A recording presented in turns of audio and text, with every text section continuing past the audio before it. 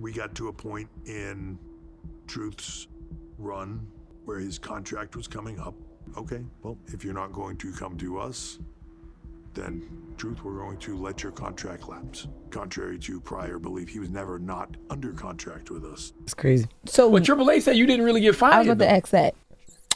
Okay, let me ask you this then. I got the call, right? Mm-hmm.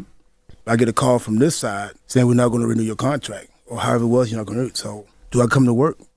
It's Sunday. Next Sunday when my contract was be in, right? Mm-hmm. So do I come to work? No, don't come to work. Oh, okay. Am I done now? Yes. There was no flight, no calendar. What do you call that? It seems the heels advocates has to make this video because, my brothers and sisters, if there is a lie being told in the world of professional wrestling, rest assured there's going to be always one name that will stand above them all, yelling the truth. And that name is none other than finally the heel has come back to advocate. Nonetheless, we have a bunch of lies being spewed right now, especially post WWE Unreal.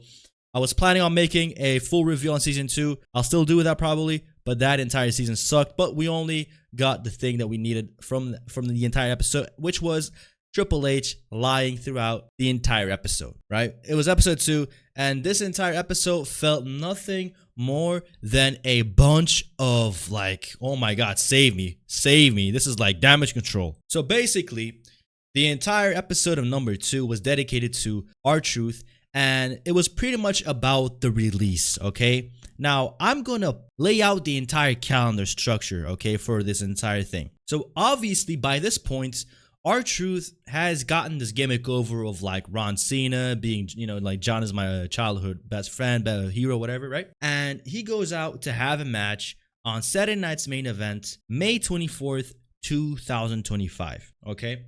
He goes ahead and he has a match, and he loses that match to John Cena. But before he does that, a day before Saturday night's main event, he goes out on Friday night SmackDown, and he goes ahead and he cuts a promo for the match. All right. Then the match happens and he loses. Okay, pay close attention here.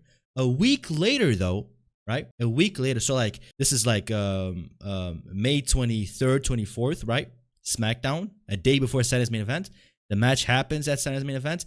A week later, on May 30th, he goes out and he has a match against JC Mateo. And wouldn't you know it, chat? The WWE literally has him lose clean to JC Mateo. Clean, all right?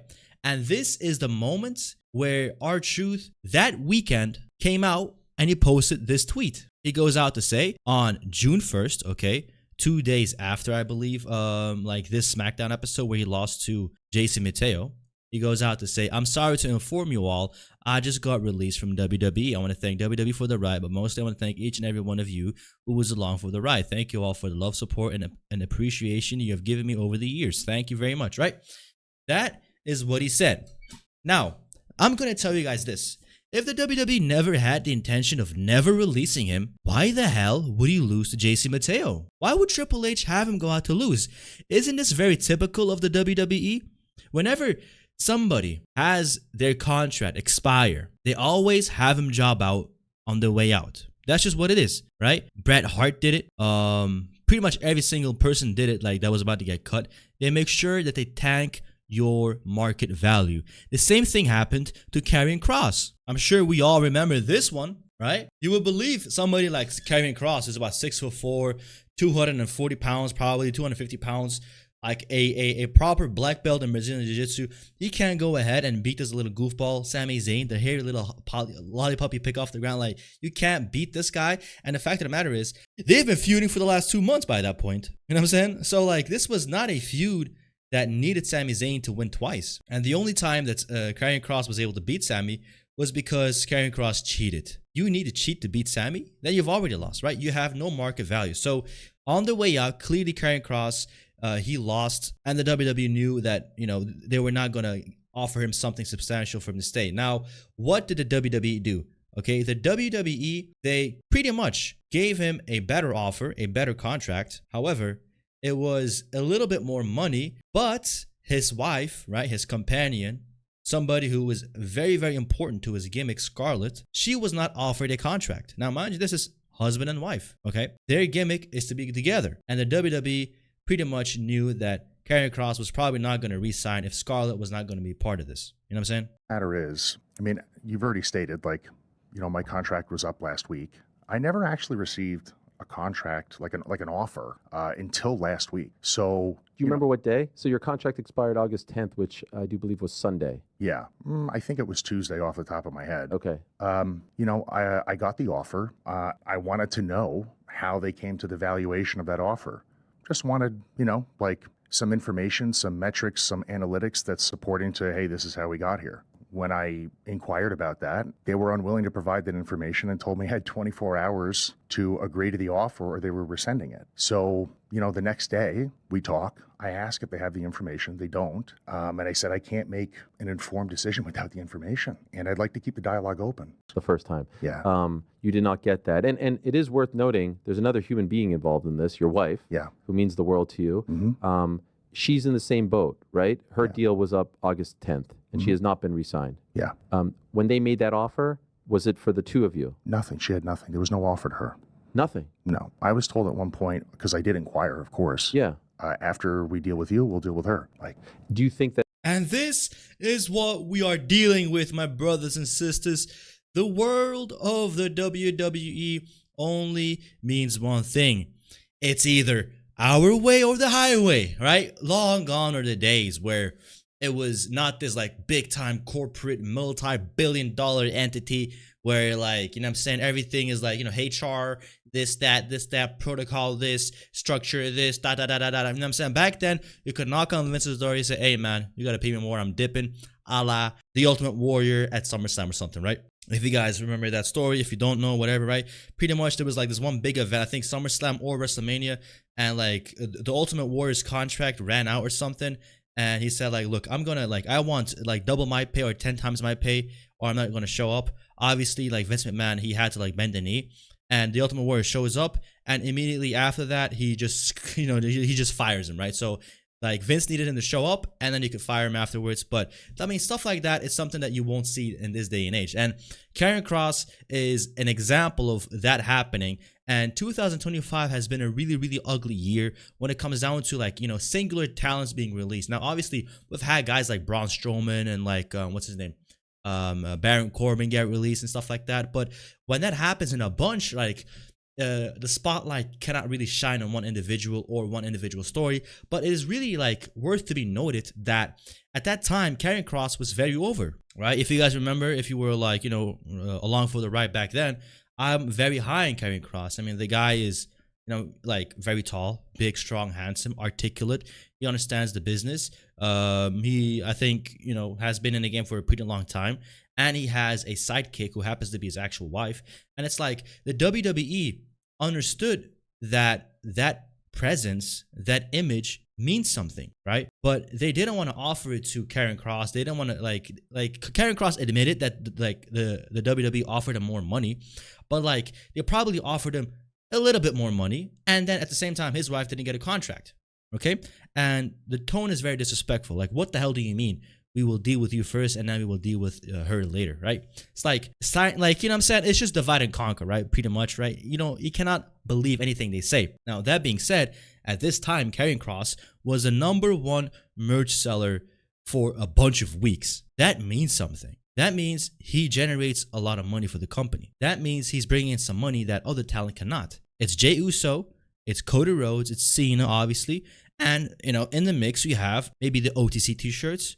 But Karrion Cross is in the mix with all of them, main eventers, arguably, and he's beating them in some weeks. That is big. And you do nothing with him. You have him lose to the hairy lollipop Sami Zayn. That is where you lose me, and that is where the WWE loses all face. So when Triple H comes out and then he says, well, technically speaking, the thing with R-Truth is that he came out and he tweeted out that he was fired from the WWE, when he was never fired. He was always under contract. Well, yeah, he was always under contract, but the following week, the contract was going to lapse. And R-Truth, he reaches out to talent relations, okay? He shows up on May 30th, okay? He shows up on the May 30th episode of SmackDown.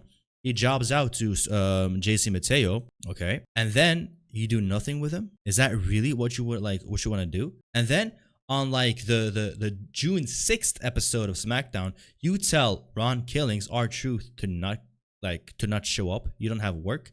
And that Sunday, June 8th, that's when like the contract lapses and he's not going to get a new contract. If that isn't pretty much not getting a new contract, if that isn't fired, like technically it is not fired, but it also doesn't scream employment, does it? Right? So like, you know, when I used to work like with a lot of like temp agencies, and they would like send me out like back in the day when I was still in school, and like, you know, like I would work like weekend jobs. Like some weeks they would send me out and work at like, you know, like this factory or that factory. And the thing is this, as soon as you start working a few weeks, then you become a regular, right? You might not be employed directly with the company that you're working for, because you're, you know, quote unquote under employment by the temp agency, right?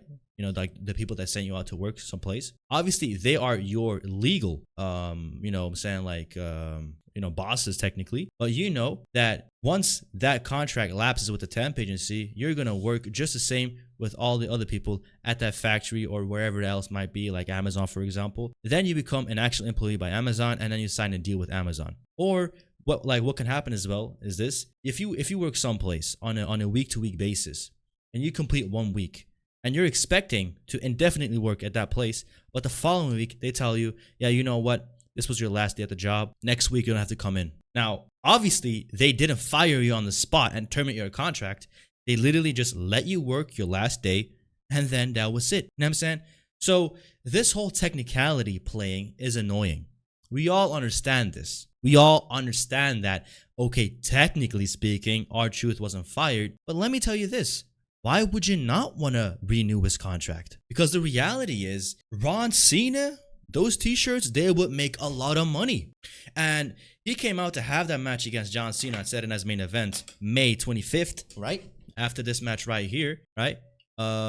Right? He has a match against him. They both come out wearing this gear, and you don't have R-Truth come out and sell this merch over the next few months. It's almost as if they knew R-Truth was so over and this t-shirt was so clever, because I genuinely thought it was funny.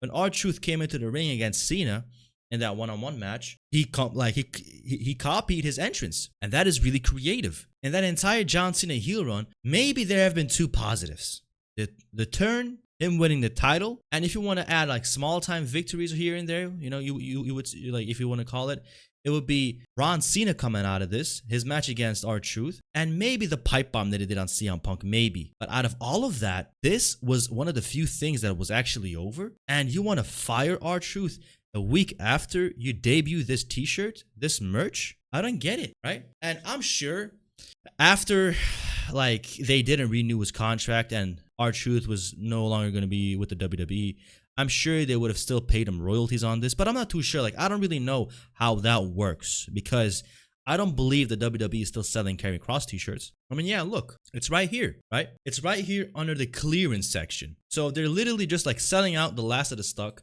And then when that is over and done with, when all of the products are gone, look, it's clearance, bro. You can literally get Karrion Cross t-shirts for $10, bro. What the hell, bro?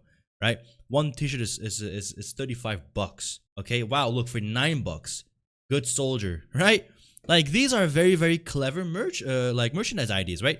This one right here, like, once Karrion Cross asked Brock Lesnar a question, what can I do to be like getting to that next level in the WWE? And Brock told him, hey, if you just be a good soldier, then you'll be there, right? And obviously, look where that got him. So Karrion Cross cuts that pipe bomb interview after WrestleMania with Megan Morant and Sam, what's his name?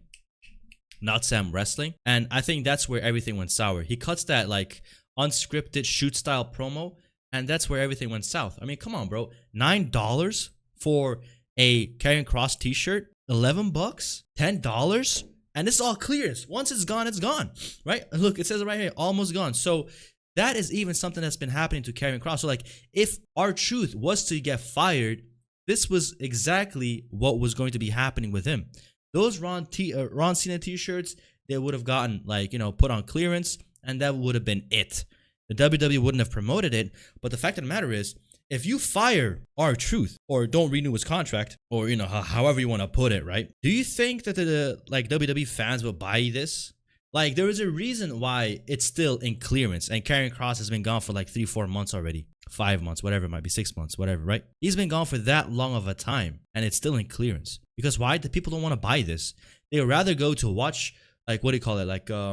WrestlingTees.com/Karrion Cross or Killer Cross and get his new t-shirts. I mean, look at it right now. Look, if you type in ProWrestlingTees.com, the first featured link, hyperlink, is Killer Cross, right? Karrion Cross's new merch right here. Karrion Cross, look. And like, they're selling t-shirts for him, and I really highly recommend everybody to go out and support Karrion Cross, right? The fact of the matter is this: I would much rather buy this t-shirt right here than buy a WWE clearance merchandise. You know what I'm saying? Because yes, the money is still going to go to Cross, but WWE is going to get a cut. And what if I don't want to have WWE get a cut? What if us as fans of R-Truth, Ron Killings, if you want to go ahead and support him, do you think we want to go ahead and buy a Ron Cena shirt after the WWE screws him over? Hell no. So when R-Truth comes out and he flat out says this, right? I'm getting told, so do I come into work? No, don't come to work. Am I done now? Yes.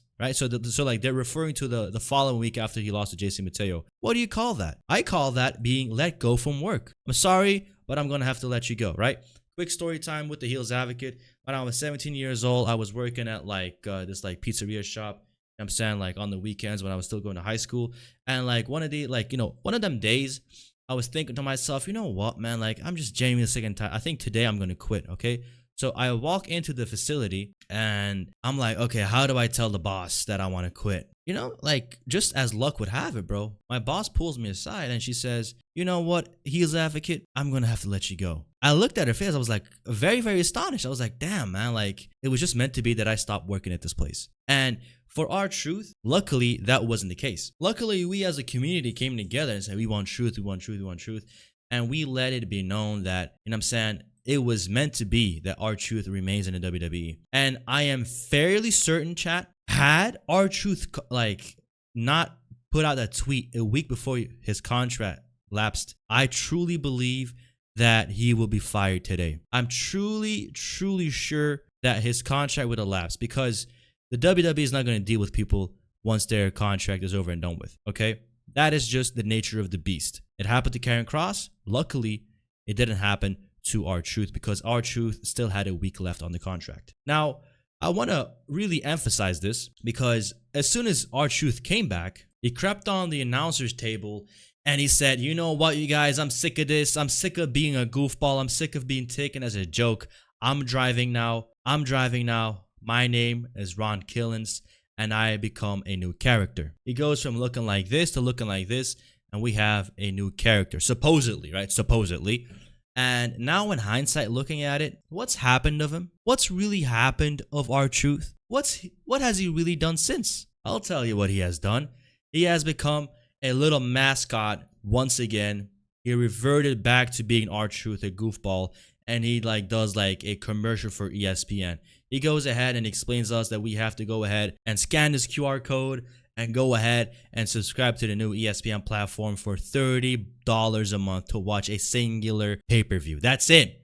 That's what he has done. Or make a joke of himself with these balls.